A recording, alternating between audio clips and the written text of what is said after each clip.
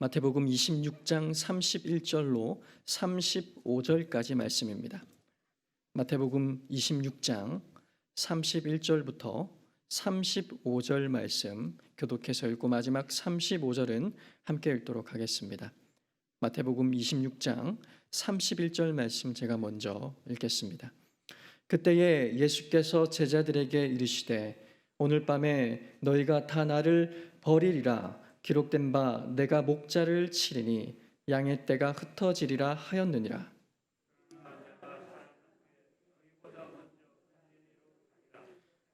베드로가 대답하여 이르되 모두 주를 버릴지라도 나는 결코 버리지 않겠나이다.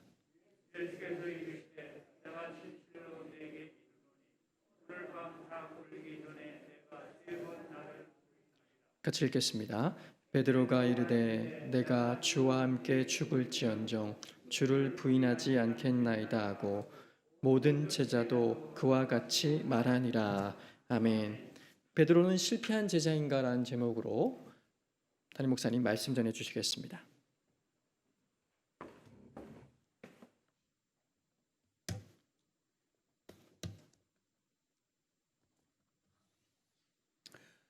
미국의 대통령 선거가 진행 중에 있습니다. 세계 모든 사람들이 미국 대통령이 누가 될 것인가 관심을 두고 있습니다. 미국의 대통령은 미국 한 나라의 방향뿐 아니라 세계 모든 나라에 영향을 주기 때문에 그렇습니다. 우리나라에도 상당한 영향을 주니까 누가 될 것인가, 또 그 두 사람의 성향도 다르지만은 두 사람이 속한 정당의 성격도 매우 다릅니다. 누가 될 것인가 그런 관심을 가지고 있습니다. 하나님께서 지도자를 세울 때는 다 뜻이 있는 건데 세움 받은 그가 하나님을 두려워하고 세계 모든 나라와 백성들을 섬기는 그런 지도자가 되면 좋겠다 생각을 해봅니다. 미국이 항상 경제가 부흥하고 좋고 발전하고 성장하고 나라가 안정적이고 꼭 그런 것만은 아닙니다. 전쟁은 미국이 없지요. 위에 카나다고 밑에 멕시코고 양쪽에 바다고 또 땅이 워낙 넓으니까 한쪽에서는 전쟁이 일어나도 다른 지역은 괜찮고 그렇습니다. 그러나 경제적으로는 미국도 잘 될 때가 있느냐 하면 잘 안 될 때가 있고 그래요. 미국의 경제가 어려웠을 때 카네기라는 사업가, 이 카네기라는 사람은 미국뿐 아니라 전 세계에 사업 잘하는 사람으로 유명합니다. 그가 이제 상황이 좋지 않고 자기도 어려우니까 아주 절망에 빠져서 인생을 그만 살아야 될 게 아닌가 이런 생각도 하고 그래서 강변을 이렇게 걸어가고 있었습니다. 그런데 그 옆에 한쪽 다리가 어떤 사고에 의해서 절단을 한 남자가 판을 벌려놓고 몇 가지 물건을 놓고 파는 것을 보았습니다. 카네기가 지나가니까 선생님 볼펜이 필요하지 않습니까? 이렇게 권하니까 카네기가 보니까 불쌍하니까 그냥 있는 돈 1달러를 이렇게 줬습니다. 1,000원짜리 한 장을 줬습니다. 그러니까 이 사람이 스케이트보드를 타고 따라오면서 볼펜은 왜 받아가지 않느냐 막 따라오는 거예요. 계속 따라오면서 그 불편한 몸으로 따라오면서 볼펜을 받으라고. 카네기는 그거 나에게 이제 필요 없다고. 그러니까 그럼 돈 받으라고. 돈 받으라고. 돈도 필요 없다고. 그런데 계속 볼펜을 받든지 돈을 돌려받든지 막 따라옵니다. 카네기가 결국 그 남자로부터 볼펜을 받습니다. 그러자 나는 누군가 하는 생각을 하게 됩니다. 저렇게 어렵고 경제도 힘들고 육체도 힘드는데 그 마음이 너무 밝고 적극적인 것을 보고 생각을 바꾸었다 그럽니다. 아마 이런 일들이 카네기뿐 아니라 우리 인생에게는 한 번씩 일어나는 것을 보게 됩니다.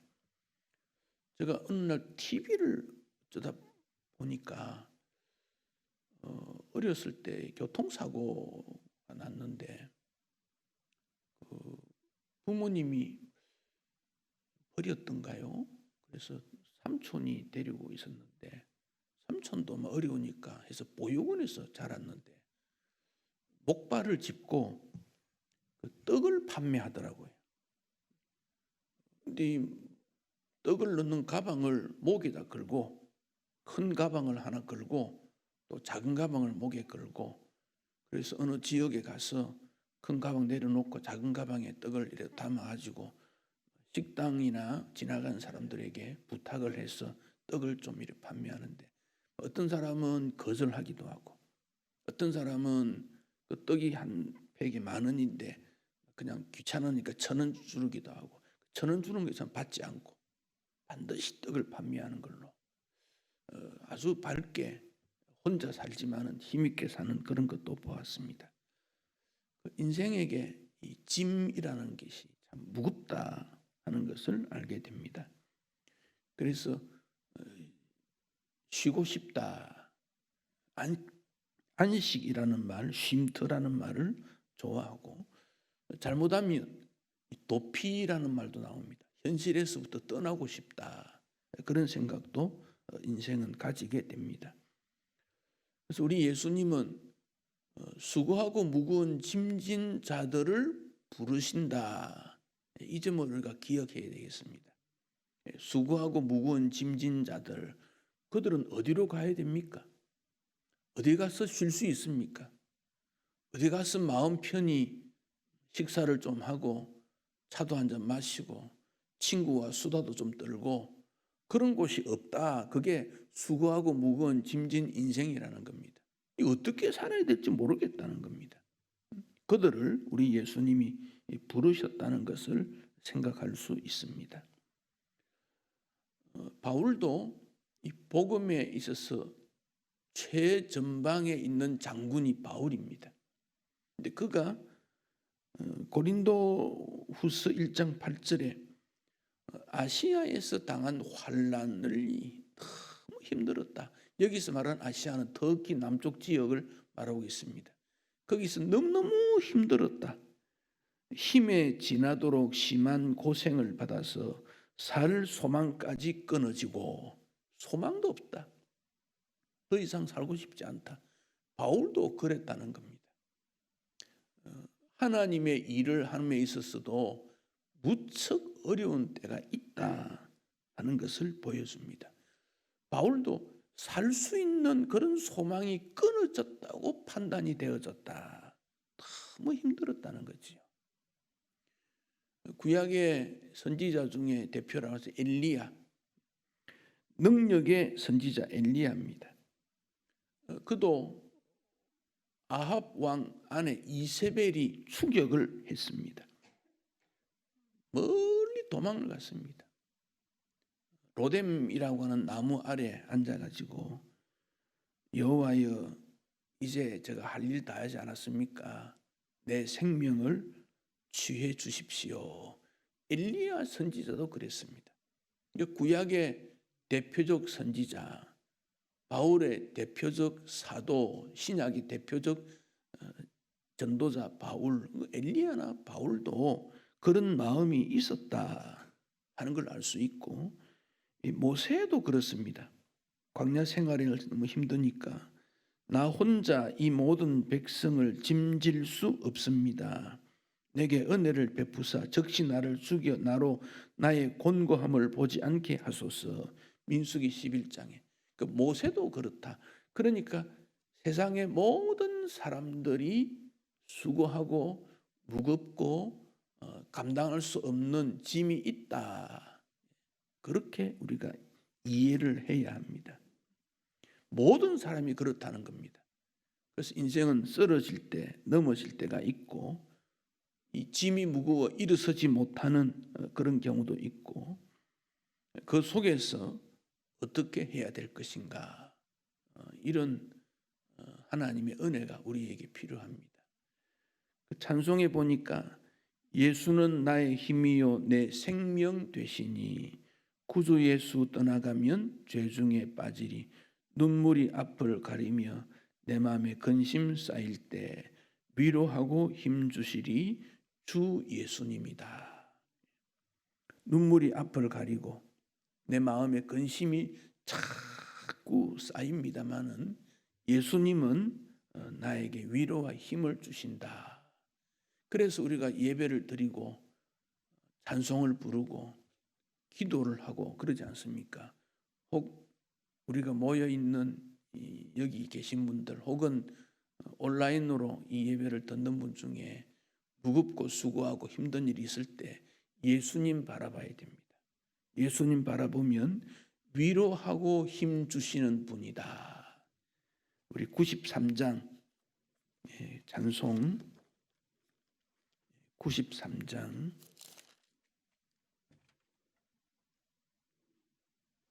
1절 같이 한번 부르십시다.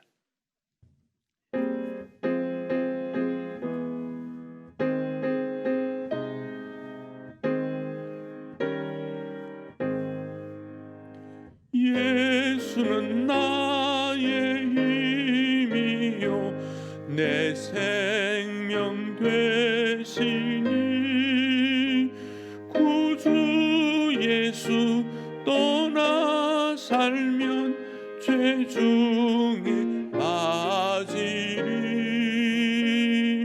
눈물이 앞을 가리고 내 맘에 근심 쌓일 때 위로하고 힘 주시리 주 예수. 여러분, 부모가 자녀에게 위로를 줄 수 있어요. 근데 힘 주기에는 좀 힘들어요. 왜? 힘이 없으니까. 나이 같은 부모가 무슨 힘이 있습니까? 대화로 말로 격려하는 할 수 있는데 힘은 줄 수가 없어요. 아내가 남편이 어떤 돈을 주거나 시간을 줄 수 있는데 이 위로하기가 또 좀 어려워요. 위로도 주고 힘도 주는 거는 정말 어렵습니다. 우리가 말로서는 격려하기가 쉬운데 그에게 정말 도움이 되는 그 무엇을 주기에는 참 어려워요. 그런데 우리 예수님은 위로도 주시고 능력도 주신다. 그래서 우리가 예수님 이름으로 기도하게 됐다는 것은 참 감사한 일이지요. 예수님께서 십자가를 앞두시고 감람산 겟세마네 동산으로 가셨습니다. 예수님은 무거운 십자가에 대한 부담감도 있었지만은 또 하나가 제자들에 대한 부담감입니다. 제자들을 보니까 다 떠나갈 것 같다는 거지요. 왜? 약하니까. 예수님이 싫어서가 아닙니다. 예수님이 좋습니다.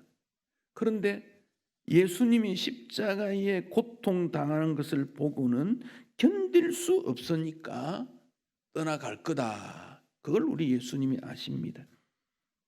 31절에 보면 오늘 밤에 너희가 다 나를 버리리라. 오늘 밤에 너희들이 나를 다 버릴 거다. 기록된 바 어디에 기록되어 있습니까? 스가랴 13장 7절에 기록된 바를 인용했습니다. 내가 목자를 치리니 양의 떼가 흩어지리라. 목자를 치면 양떼가 흩어져요. 그러니까 예수님 치면 제자들 흩어져요. 교회에 비유하면요, 목사가 흔들리면, 목사가 무슨 문제가 생기면 하나님의 매가 있든지 사탄의 어떤 도전이 있든지 흔들리면 성도들이 흔들려요. 그거 우리가 다 보고 안 있습니까? 나라의 대통령이 어떤 문제로 정상적인 나라를 통치 못하면 백성들이 흔들려요. 가정의 아버지나 어머니가 흔들리면 자녀도 그래요. 당장 나타나지 않아도 자녀들이 마음속으로 흔들려요. 그러니까 이 흔들리지 않는 믿음이 참 중요해요.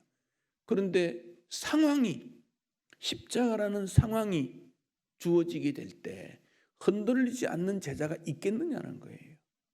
우리는 말할 것도 없지요.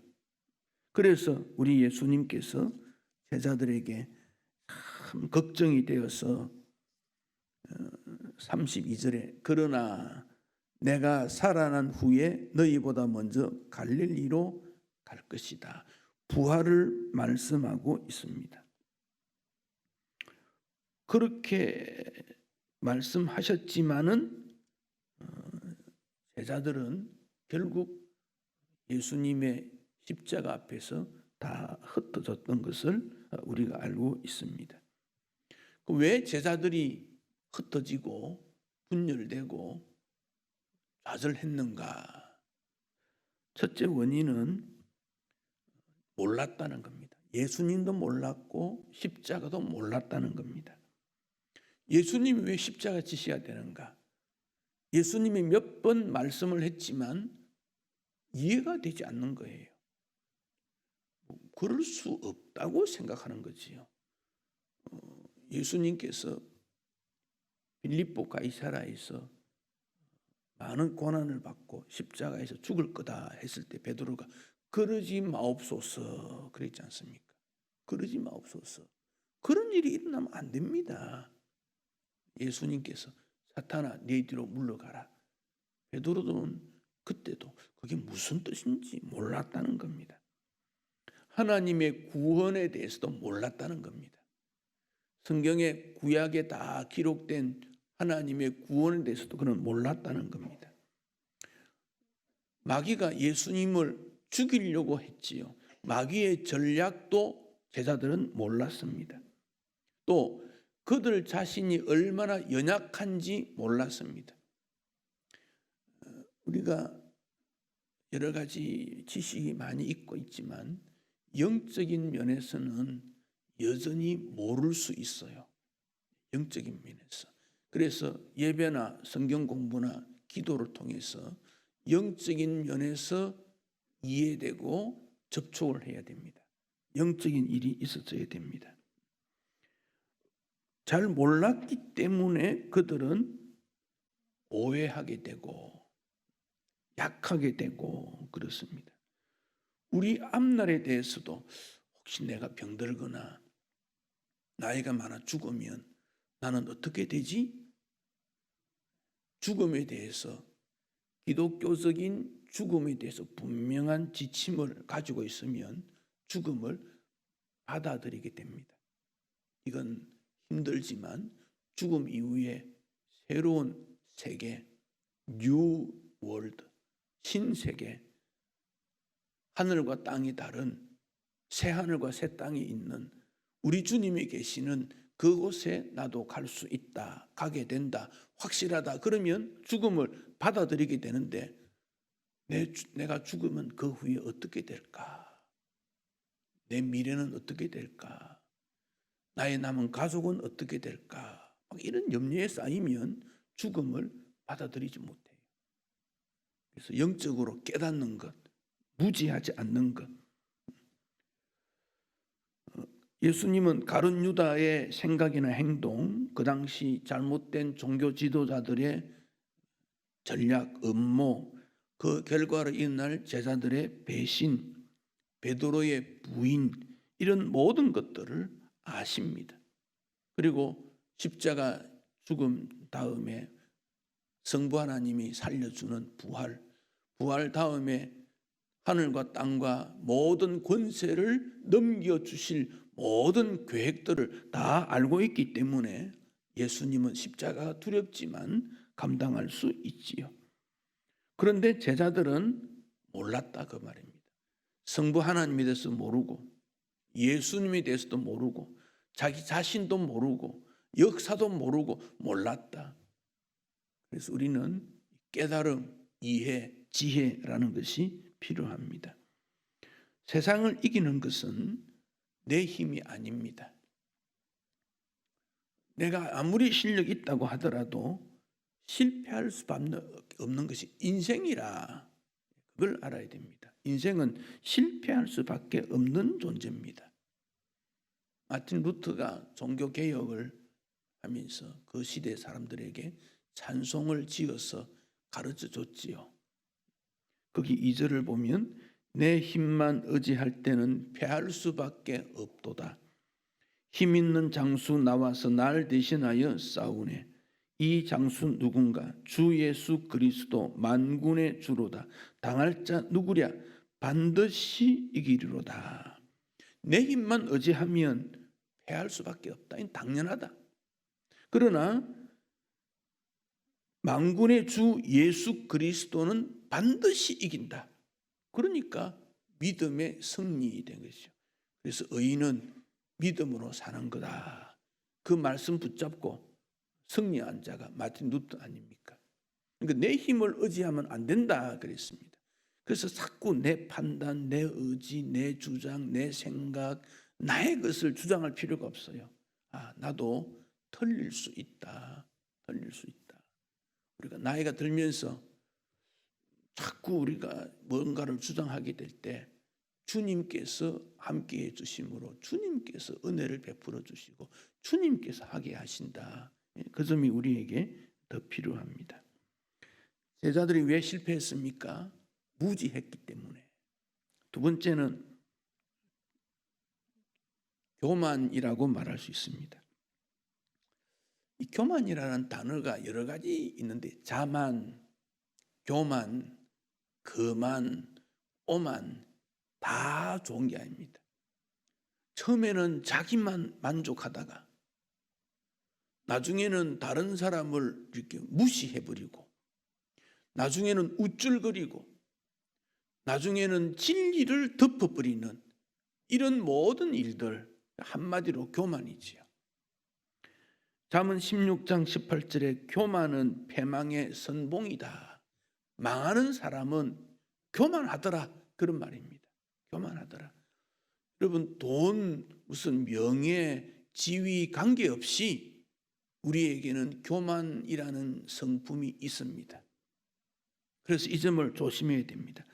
거만한 마음은 넘어짐의 앞잡이라. 교만하면 패하고 거만하면 넘어진다. 그런 말씀입니다. 자, 베드로가 예수님께서 먼저 하신 말씀 오늘 밤 너희가 다 나를 버리리라. 그렇게 말했더니 베드로가 33절에 대답합니다. 모두 주를 버릴지라도 나는 결코 버리지 않겠나이다. 자, 모두 주를 버릴지라도 베드로 주변에 다른 제자들도 있을 거 아닙니까? 그들을 보고 저 사람들은 주님을 버리지만 나는 그렇지 않겠습니다. 비교하는 마음을 가지고 있습니다. 이거 참 하지 말아야 될 것이지요. 비교하는 마음. 저 사람은 왜 저런데 나는 왜 그럴까? 그거 하지 말고 나는 내 믿음, 내 길, 내 상황에서 하나님을 섬기는 일이지. 하나님 나를 왜 이렇게 만들었어요? 건강도 그렇고 물질도 그렇고 왜 그렇습니까? 그렇게 하지 말고 이것이 나에게 주어진 환경이고 또 내가 잘못한 것도 있고 또 이것이 내 길이라면 그 길로 만족하는 것이 하나님 앞에서 우리 모습이지 자꾸만 비교해서 저 사람과 나 이렇게 하지 말라는 겁니다. 모두 주를 버릴지라도 나는 결코 버리지 않겠습니다. 베드로가 얼마나 교만한가 하는 걸 알 수 있습니다. 그러니까 예수님께서 오늘 밤 닭 울기 전에 네가 3번 나를 부인하리라 그랬더니 35절에 베드로가 내가 주와 함께 죽을지언정 주를 부인하지 않겠습니다. 나는 오직 예수님인데 항상 충성할 수 있는데 죽더라도 그렇게 하지 않겠습니다. 베드로의 신앙이 괜찮은 것 같았는데 실제로 예수님 십자가 앞에 무너졌지 않습니까? 베드로가 교만했다. 자만했다. 잘못했다 하는 점을 분석할 수 있습니다. 베드로전서 1장 7절에 그 후에 베드로가 이런 표현을 했습니다. 너희 믿음의 시련이 불로 연단하여도 없어질 금보다 더 귀하여 예수 그리스도에 나타나실 때 칭찬과 영광과 존귀를 얻게 하려 함이라. 믿음에는 시련이 있다. 믿음에는 시련이 있다. 힘든다. 아픔이 있다. 가시가 있다. 믿음에는 반드시 어려움이 있다. 극복해야 될, 넘어가야 될 그 무엇이 있다. 베드로가 그것을 고백하고 있습니다. 베드로서 1장 1절에서는 보배로운 믿음을 우리가 받은 거다. 그러니까 이 극복하기 위한 믿음, 그것은 참 보배로운 거다. 보배. 사람이 알지 못하지만 그 속에 담겨져 있는 것을 찾아내야 됩니다. 보배는, 보물은 찾아내야 됩니다.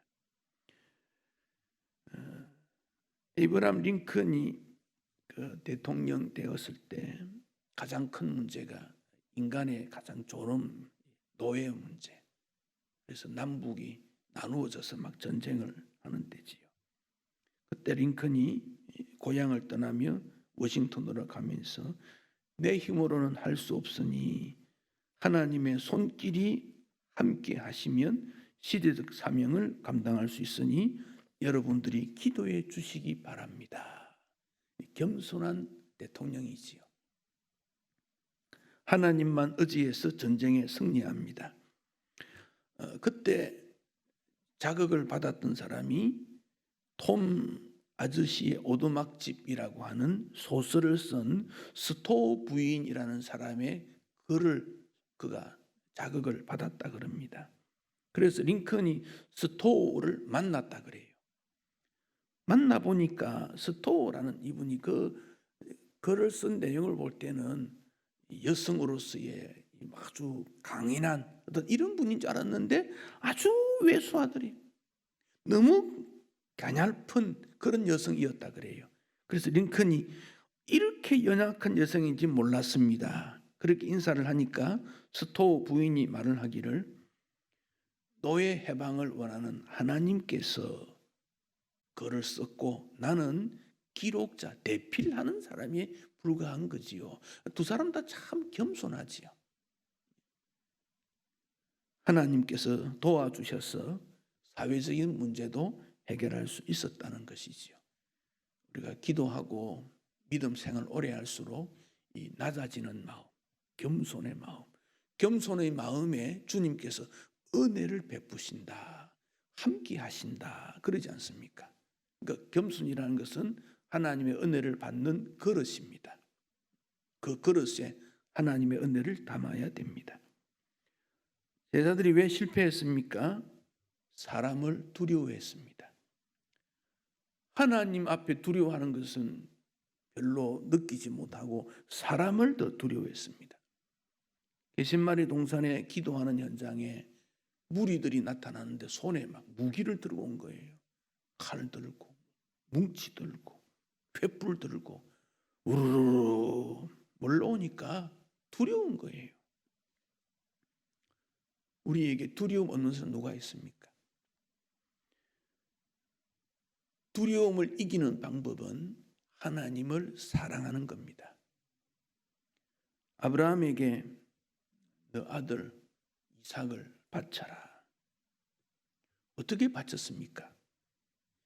히브리 11장 19절에 그가 하나님이 능히 죽은 자 가운데서 다시 살리실 줄 알고 죽은 자 가운데 살리실 것이다. 아브라함의 믿음이었다는 거지요. 이삭을 하나님 앞에 드릴 때 인간의 생사화복 하나님이 주관하신다. 믿음의 후손을 아브라함에게 주신다고 약속했으니 그가 아들 하나뿐이니 이스마엘은 아니라고 판정이 났고 분명히 하나님께서 그렇게 인도해 주실 거다. 담대한 믿음. 오늘 같은 세상에는 특별히 담대한 믿음이 우리에게 꼭 필요한 것 같아요. 담력이라면 담력. 사람 두려워하고 세상 두려워하는 사람이 하나님 두려워하느냐? 하나님 두려워하지 않아요. 하나님을 두려워하지 않으면 세상도 환경도 별로 문제시 여기지 않아요. 하나님께서 인도해 주시는데 하나님을 두려워해야 되지 사람이나 세상을 두려워할 필요가 없습니다. 미국 대통령 뭐 얘기를 자꾸 합니다만 케네디 가문이 아주 미국 역사에 있어서 연구 대상입니다. 근데 그 1세대가 조지프 케네디인데 이 사람은 하버드 대학 졸업하고 25살에 은행장이 됐다 그래요. 30살에 백만장자가 되고 영국 대사도 지냈던 사람입니다. 그런데 그가 돈을 번 것을 보면 술 밀매, 영화 사업 그렇게 해서 큰 부자가 되어서 자녀들을 훌륭하게 되었는데 그 자녀들이 다 좋지 않게 인생이 끝이 납니다. 큰아들 조지프 케네디 2세는 2차 세계대전 때 비행기 추락으로 죽고 둘째 아들이 존 F 케네디지요.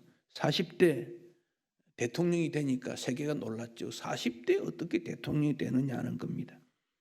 그런데 이 존 F 케네디는 미국 고등학교에 걸어두었던 10계명을 다 제거했던 사람입니다. 학교에서 수업할 때 기도하던 것을 중지했고 신앙은 자유인데 억지로 할 필요가 없다. 그렇게 말한 거예요. 미국이 하나님으로부터 시작된 나라 아닙니까? 근데 그것을 거부합니다. 결국 그는 오스왈드의 총에 맞아 죽지요. 셋째 아들 로버트 케네디는 대통령 유세 중에 호텔에서 암살당했고 그 호텔은 폐허가 되었습니다. 딸은 정신병으로 유랑한 신세가 되었고 존 F 케네디 대통령 큰아들은 연방하원 의원이 되었지만은 아내와 함께 직접 비행기 운전해 가다가 추락해 죽었습니다. 막내 아들 조지프 케네디 막내 아들 테드 케네디인데 그는 굉장히 신경을 쓰고 긴장감을 가지고 그래도 비교적 오래 살았는데 77에 2009년도 뇌암으로 죽었습니다. 그래서 조지프 케네디 자녀들은 다 그렇게 끝났습니다. 조지프 케네디라고 말하면 야망, 권력, 부유, 명성 거기다가 현대인들의 관심이 있는 성적 타락, 약물 중독, 암살 이런 가문이 그 가문입니다. 왜 그렇게 되었을까? 하나님 두려워하지 않았기 때문에 그렇습니다. 그래서 하나님 두려워해요. 특별히 어떤 지위가 주어졌을 때 하나님 두려워해야 돼요. 그래야 사람을 귀히 여기죠. 그건 우리나라에도 많이 보고 있는 일들입니다. 하나님 두려워하지 않고 자기가 최고인 줄 말도 조심하지 않고 행동도 조심하지 않고 제멋대로 행동하면 그건 하나님께서 제거합니다. 하나님을 두려워해야 됩니다. 성공이나 행복은 하나님 경외하는 담대한 믿음이다 하는 겁니다. 옛날 우리나라에 보따리 장사하는 사람이 있죠. 그 보부상이라 그래요. 보부상. 보상이라는 말은 부피가 작은 거예요. 뭐 화장품이나 뭐 액세서리 같은 거. 보자기의 상, 보상. 부상은 부피가 좀 큰 거.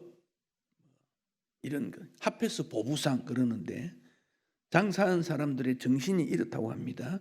3번 거절해도 5번 권하라. 거절을 받을수록 더 권면한다는 것은 아주 겸손하게 장사도 그렇게 해야 된다는 겁니다. 그런데 믿음으로 사는 것은 말할 것도 없지요. 한 달 뒤에 대학 수능시험 12월 3일 날 이번에는 조금 늦어졌지요. 수능시험 떨어질 수 있어요. 사업 잘 안 될 수 있어요. 이 땅에서는 깨어지는 게 어떤 면에서는 정상적인지도 몰라요. 제대로 되는 일이 많지 않아요. 베드로 볼 때도 그렇습니다. 그러나 지금 내가 깨어지고 무너지고 여기에서 배우는 것은 나는 연약한 존재이구나. 주님의 은혜 아니면 안 되는구나. 연약하지만 하나님의 영광 위에 살면 내 인생 목표를 하나님 영광이라는 목표를 세우면 주 하나님께서 이끌어 주신다. 내가 세운 목표는 허수아비구나. 내가 이런 길을 통해서 이런 인생이 되고 이렇게 할 거야. 이거는 헛된 허수아비더라. 하나님 영광 위에 한 걸음 한 걸음 전진하니 하나님이 나를 높여 주었구나. 높여준 거기서 하나님을 높였더니 주님이 나를 더 높여주는구나. 그러므로 더 겸손해지고 믿음으로 살아야 되겠다. 그 결심이 나오게 되는 거지요. 예수님께서 제자들에게 성령이 너희에게 임하시면 너희가 권능을 받고 정인이 된다. 그래서 제자들이 성령이 임하기를 얼마나 많이 기도했는지 몰라요. 예수님 3년 동안 따라다녔지요. 예수님 부활한 거 봤지요. 예수님의 모든 것을 너무도 정확하게 아는데 예수님께서 너희들 그러면 안 돼. 성령이 임할 때까지 여기 머물러야 돼. 성령이 임해야 일꾼이 되는 거야. 그리 말하지 않았습니까? 성령이 임했더니 예루살렘, 유다, 사마리아 땅끝까지 정인이 되었지 않습니까? 오늘도 우리는 성령으로 이끌림 받는 것. 실패했을 때라도 성령께서 나를 이끌어 주시면 다시 회복될 수 있다. 또 실패하지 않았다면 성령으로 말미암아 정인이 되는 거다. 그래서 예루살렘 교회가 박해가 있을 때 안디옥 교회에 가게 되었을 때 안디옥 교회에서 그들이 성령으로 말미암아 보내심을 받아서 복음의 정인이 되었지 않습니까? 성령이 일하게 하신다. 성령이 보내어 우리는 사람에게 가고 성령이 말하게 하고 성령으로 말미암아 일어나고 식사하고 웃음도 띠고 성령으로 섬기는 일이다. 그래서 우리는 오늘도 주 앞에서 살아가고 있습니다. 바울은 유대인에게나 헬라인에게나 하나님의 교회나 그치는 자가 되지 말라. 실패하지 말라. 나와 같이 모든 일에 모든 사람을 기쁘게 하는 삶을 살아라. 그럴 때 나의 유익을 구하지 말고 많은 사람의 유익을 구해서 그들로 구원 얻게 해야 된다. 고린도전서 10장 32절. 인생이 살아갈 때 유대인, 헬라인, 하나님의 교회 모든 대상자에 대해서 거치는 방해가 되는 문제가 되는 나 때문에 일이 안 되는 그런 사람 되지 말고 상대방을 기쁘게 하고 자신의 유익을 따르지 말고 다른 사람의 유익을 생각하고 그래서 하나님의 구원의 역사가 이루어지게 된다. 이것이 예수님을 따르는 사람의 모습이고 성공한 인생 길임을 말씀하고 있습니다. 사회가 어려워지면 우리가 생각할 때 나는 실패한 인생이 아닌가? 나는 도대체 누군가? 그렇게 한평생 살아왔는데 남는 게 뭔가? 막 이런 생각을 할 수 있어요. 나는 누군가? 베드로는 그런 생각 안 해봤겠습니까? 예수님과 직접 훈련을 받았고 대면했던 베드로도 그런 과정들이 있었다는 것을 우리에게 말씀하고 있습니다. 그때 베드로는 자신감이 있었습니다. 틀림없다. 나는 절대로 그런 일이 없다. 나는 실패하지 않는다. 그런데 베드로도 쓰러졌습니다. 다구는 소리에 정신을 차리고 주님을 바라보며 나는 제자가 아닙니다 하고 돌아갔습니다. 주님이 다시 베드로를 부르시고 사람 낳는 어부가 되라는 사명을 일으켜 세워주시고 성령의 충만함을 입게 하시고 그래서 예루살렘에 성령이 임했을 때 베드로는 복음의 역사를 얼마나 잘 설명했습니까? 기적도 일으키고 교회를 세우는 일에 주인공이 되었지 않습니까? 베드로가 실패했지만은 하나님께서 사용하셨다면 오늘 우리도 얼마든지 주님은 사용하시고 하나님 나라 위에 일할 수 있게 해주신다는 확신을 가져야 합니다. 주님은 우리를 결코 외면하지 않습니다. 내가 힘이 없다, 나이가 많다, 가진 것이 없다, 지식도 없다. 그건 인간의 조건입니다. 하나님의 조건은 그런 거 아닙니다. 하나님이 함께 하시면 그 모든 좋지 못한 실패한 그 상황을 뒤집어서 승리자로 만들어 주시는 분이 주 하나님이시다. 그 점을 우리는 믿습니다. 주를 더 믿고 의지하고 승리하는 주의 백성 되시기를 축복합니다.